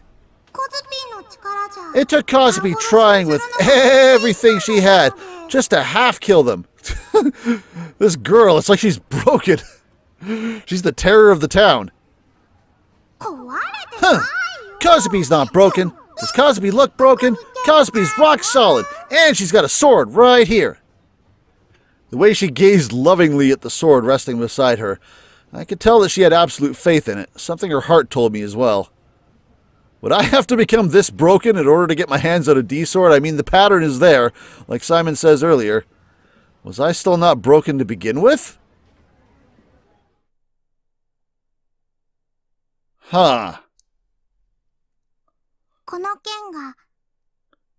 This sword was so scary. I was about to end the episode, but this could go a little further. Let's see if we get more of a break, because we're still talking about swords. Is this still Kozupii? We're just not even calling her Kozue or Orihara now. She's just Kozupii. That was what Orihara Kozue had thought before she came to Tokyo. But now it was different. Now it had become something very important, something entirely irreplaceable to her. This sword, if I have it, then I won't be afraid. Oh, okay, so now we're getting back to the mentality our boy had, because he was looking for salvation. Kozue found her salvation. Kozue sounded like she was going through a rough time. She's been getting bullied. It's like, yes, but I also have a giant-ass fuck you sword, so this sword will protect me. This sword is my heart, another me. It had been about 3 weeks ago when she had first begun to think so, when she first transferred here. Oh, are we having a flashback? Oh, okay. Hey, there's the Roth sign. I see the Roth sign now. Ever since she was a child, Kozue had the ability to hear the inner voices present in other people's heads. So again, we have a situation where a power predates a sword, I think? Which is in contrast to what Senna was saying earlier. As to when she had first become aware of it, she could no longer remember. I must be crazy. I must be really sick. These thoughts pervaded her mind as she sought to understand. Even though she was very young at the time, Kozue knew that her power was something that no one else could know about. Thus, she concealed it from her parents. Hey, that sounds familiar too. Her powers rendered her unable to make friends, forged a rift between her and her family, and made the people around her think she was merely a girl with ridiculous intuition, one that gave them the creeps. Isn't this what that character in Spy X Family, or however you pronounce it, Anya Forger, isn't this what she does? Even when she came to Shibuya, she had still been afraid to go to school. Maybe this was one of the inspirations for that character, because this game is way older than that anime, or manga, I think. She did not want to meet anyone new, nor talk to anyone. She thought that they would just be creeped out by her no matter what she did. She did not go to school on the day she was first supposed to, nor the next day, or even the day after that, instead choosing to wander around Shibuya during the morning. How did she know us then? Because as soon as she walked into the classroom, she was like, oh, thank goodness we're in the same class. Like, how does she know that we are one of these? There was no doubt that Kozue's parents had been notified by the school, as the staff must have noticed that Kozue had been absent without prior notice, and yet her parents had said nothing to her. It would be understandable for people to mistake her for a middle school student, but unlike the countryside where she had used to reside, there was no one around to rebuke her as such when she walked the streets on weekday mornings. It had been several days since she had first begun wandering around Shibuya. In that time, she had found a place to relax, the stairs within the local loft. It had become routine for her to sit there and stare off into space. This routine remained true on that day as well, and after spending nearly 4 hours there, evening broke, and she left Roth to return home. Raindrops fell from the dark gray sky. Kozue did not have an umbrella, and yet without looking up at the sky, nor once fretting about getting wet, she timidly stepped out into the rain. Was there a day that was raining? I'm trying to remember if this actually lines up with a day of bad weather that was previously in the Let's Play. I'm going to have to go back and check. At that very moment, something entered her field of view. Oh! Oh, are you the Judgment Day is Coming, World is Ending guy that I keep seeing sitting down with your sign? You got a nice-ass sprite for someone that's just popping in for no reason. The world is ending. Yeah, a sign with that message written on it. Soddened by the rain, the handwriting had blurred. The person holding the sign was a lone, lifeless, homeless man, sitting on the side of the road under the pouring rain. His head hung downward so that no one could see his face. Perhaps he was dead, so we just are hearing his thoughts again? That person. Seeing him as though it were a mirror image of herself sitting on the stairs, Kozue ceased her stride. Oh, well, don't you have a lovely little outfit? Is this the first time we... No, wait. We saw a costume change in someone else, didn't we? I can't remember it now. Oh, Ayase, of course. Ayase definitely had a costume change. For just a moment, she hesitated. He was a stranger. A homeless man she had never seen before coming to Tokyo. Just the mere sight of him brought a feeling of revulsion. If I talk to him, what if something terrible happens to me? Such anxieties pervaded Kozue's mind. But what was far stronger than the anxiety was Kozue's strong urge to kill the man. Jeez. Kozue! This is not... we're looking at this girl in a very different light than we were before this episode. Damn. It was an all-too-sudden impulse, one that struck Kozue with the feeling that if she went through with it, she would be killing herself as well. And so, after hesitating for one moment longer, Kozue sent the man the voice of her heart. The world is ending? The man's shoulders twitched. He wasn't dead. Slowly he raised his head. His cloudy eyes, peeking out from behind sodden bangs, looked up at Kozue. Yes, it is. Kozue's eyes widened slightly in surprise. Not at the fact that he had just confirmed the world was ending, but that the man had replied at all. She had not exactly been expecting a reply. The person to whom she would send her inner voice to would rarely respond well. Instead, they would face immediate confusion, write it off as an auditory illusion, or shudder in terror before walking away with a hurried pace. Even if she did succeed in communicating with them, it was difficult for the other person to send back a reply in an orderly manner. People's thoughts were far too chaotic and disorderly. And yet the man's expression did not change. He had simply answered Kozue's question with an incredibly short response. The heart Kozue felt through the man's voice was laden with a deep sadness. To her it almost felt as if his heart was shedding tears. You possess a sword, don't you? Oh my fuck, this guy! Oh! How many people in Shibuya have swords? Jeez! How did you know that? Because I have known other children like you. Kozue raised her hands above her head and withdrew her sword where she stood. She thrusted the end of the blade toward the man. Damn! Can you see this sword? Oh! Okay. Never mind. I cannot. Okay, then how'd you know? おじさんが悪い人だから。Because I am a bad man. すまない。My apologies. Why are you apologizing? And how is that an explanation? おじさんのせいなんだ。It's all my fault. Why is it all your fault? Is this a guy who worked with Kozupii? Who maybe ran away from the company when his consciousness, like his conscience got to him? But he knows about this stuff because he's one of the people who was responsible for the project that increased the GE rate and all that? 忠告しかできないから。Because all I can do now is warn people. 動き出してしまったから。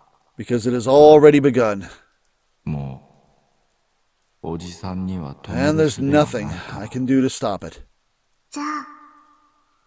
Okay, so if Kozupii kills you, Kozupii will become not so bad? その剣は That sword can be used in a manner that will either kill you or protect you. 思い出してごらん。 Do you remember? 空を見れば雲、 Gaze upon the sky as the clouds float by. 川を見れば流れが Gaze upon the river as it ebbs and flows. そこにあったはず。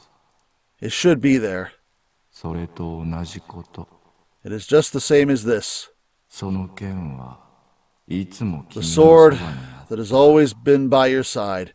We know it's by our side. We have it. It's here. We took it a while 自分 ago. 自身の心を見てごらん。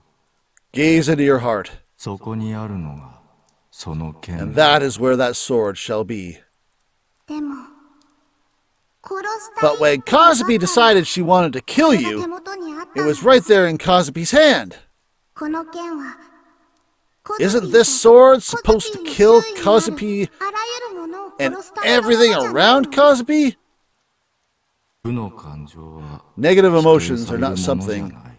to be repudiated. 人が誰しも持つもの。 They are something we all possess. 特別じゃないんだ。 They are not particular to you, nor do they make you different. どう向き合うか。 It is what you choose to do with them that counts. 目をそらしてはいけない。 You mustn't avert your eyes. 自分を否定してはいけない。 You mustn't deny who you are. 世界は共 The 造。 world is a mirror image. 君の心の中にある性 What is は positive in your mind 同時に負となり can うるし、 simultaneously be negative. その逆もまた。 And the reverse is also true. 世界が終わるのか、 The only people who 生 can き続け choose るのか、 whether the world shall end それを選べ or るの whether it shall continue on 君たちだけなんだ。 is all of you. How does he know this stuff? In the end, Kozupii had not killed the man. The urge had, for some reason or another, ceased to be as the man spoke to her. She did not expressly understand the meaning of the man's words, but even still, she thought long and hard, before eventually arriving at a single conclusion. This sword is me. If I look at it and don't deny it, it'll save me. And for that reason, Kozupii fully cast her faith in her sword. We don't fully believe in our sword. We doubted when we were on the roof, and when we did, the sword faltered. I tilted my head, having just listened to Kozupii's story. Who the hell was that man she'd kept talking about? The homeless guy carrying around a sign. We've seen him in some of the CGs. And he's got a sprite, so he must be important. Come to think of it, I'd felt like I'd seen him around a few times too. Was it the same guy? I commented on him at least twice. I had no idea he was going to be a thing, because he was in, what was it, Dokenzaka? Dokenzaka, he's sitting like outside the stairs, and then in the park. Miyashita Park, I think it's called. We saw him there too. Is it going to be the same guy? If so, that's fucking hilarious. That's that's awesome. Please be a person. Please be a guy. What I didn't get, though, was why some random bum knew so much about D-swords. Or was I the odd one out? Maybe D-swords were actually huge in Japan pop culture, and I'd just been living under a rock or something. Yeah, fat chance of that. I glanced over at Kozupii. Her face was so calm and peaceful, it was hard to believe that she'd blurted out psycho things like wanting to kill people. She's not going to react to that? She gently glided her fingers over the surface of her D-sword. By the waysies, the homeless man told Kozupii a thing before he left. 君たちは特別な存在だ。You are all special beings. 中でも一番特別なの And the は most special among you, uh-oh, is it us? その目。誰の目？ Is the boy who birthed whose eyes are those eyes? Well. And again, how does he know this? らしいんだって。 Or something along those lines. We need to hunt this fucker down. Like pronto time. I didn't know what to say. We know we've been gathered in some way that Senna alluded to, so somebody knows about us. We've been gathered or tested or something because of that dude in the black suit from like 8 years ago. Huh? Nishija-kun, do you know what it means? Huh? Oh, no, not really. Don't think whose eyes are those eyes. Don't think whose eyes are those eyes. Yeah, exactly. I don't really think you can... Yeah. I don't think you can lie to her. I was going to say that and immediately she confirms it. Liesies! Nishija-kun's heart tells the truth even if Nishija-kun himself doesn't. Right now, Nishija-kun's thinking it's super important. Oh, god damn it. This is exactly what I was talking about. It sucks trying to think when she's listening to every thought I have.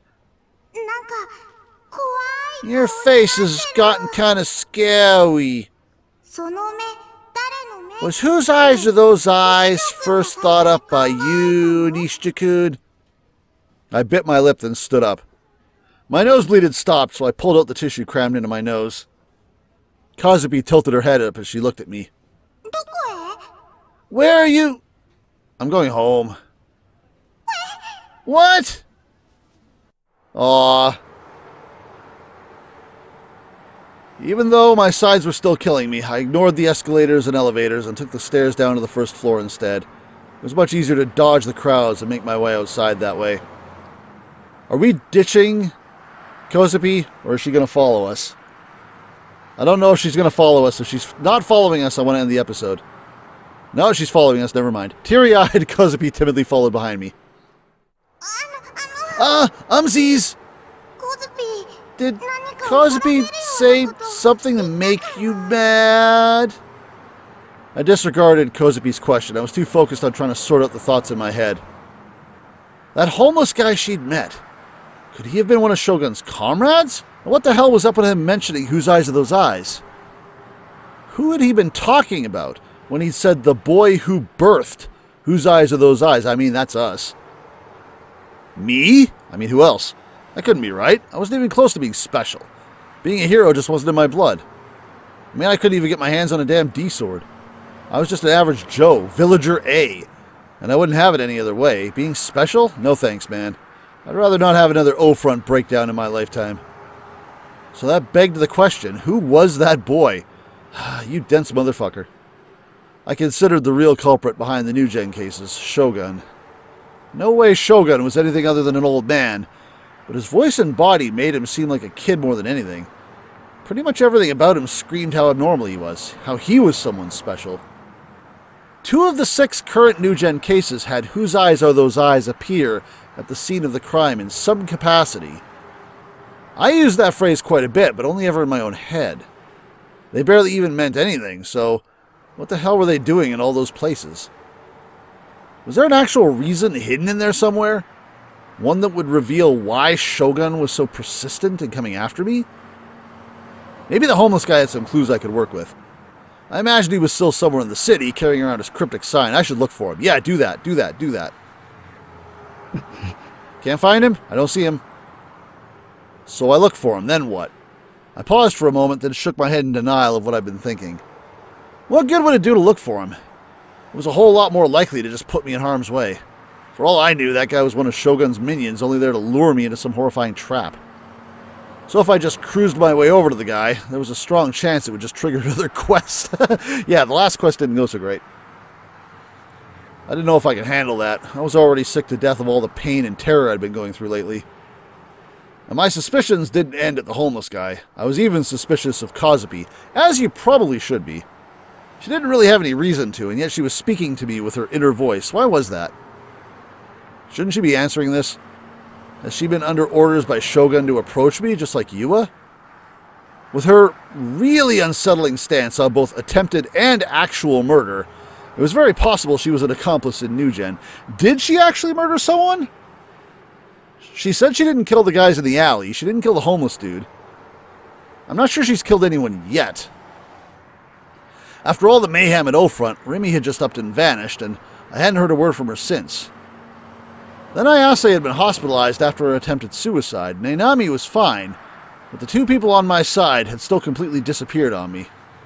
Was there any guarantee Remy would ever come back? For starters, was she really just taking time off from school? Granted, I only knew that because Kozupii had told me, and I had no way of knowing if she was lying or not. All my hairs stood up on end, howling at me that something was off. In the end, me and my world were all too empty, hollow. There was nothing left to believe in, nothing that didn't seem like a lie. We could go track down Senna. You're just being paranoid. Kozupii was standing right behind me. Her inner voice was as carefree as always. Her brutal-looking D-sword sat comfortably in both her hands as she carried it around. Then she cast an upward glance at me. I averted my eyes. Are you my ally or my enemy? Which is it? Did you come here to kill me? Kozupii just... Just what? Uh-oh. Kozupii suddenly yelped in excitement. Why? Startled, my head jolted upward, only to realize it wasn't me she was looking at, nor the person she was waving to. Oh! Ah, speak of the devil. Senna-san, found you! Senna-san, wait a second. Tracing the eyes end of Kozupi's gaze, sure enough. Yep. Kozue, yeah. Wouldn't be surprising you two know each other. I mean, if Kozue is reaching out to people who have the power of the D-swords or whatever, I'm sure she's already talked with Senna and probably Ayase. It was Aoi Senna with a D-sword to her shoulder. As she walked toward us, her expression made it clear that her mood was just as sour as ever. I don't know, guys. I've been going on for a while here. If this scene doesn't end, the episode's not going to end. This seems like a good cliffhanger. We haven't had a good cliffhanger in a while. We just ran into Senna while rocking around with Kozue. Where's this going to lead to? I guess you're going to find out at the beginning of next episode because, I mean, I have to stop at some point. At some point I have to hit stop. I'm just going to keep recording for 3 hours if I don't. So I will see you guys next time. I hope you're enjoying things. I'm enjoying things because that's why I'm playing it. I'm going to record the next episode. I'll see you guys next time. Bye-bye.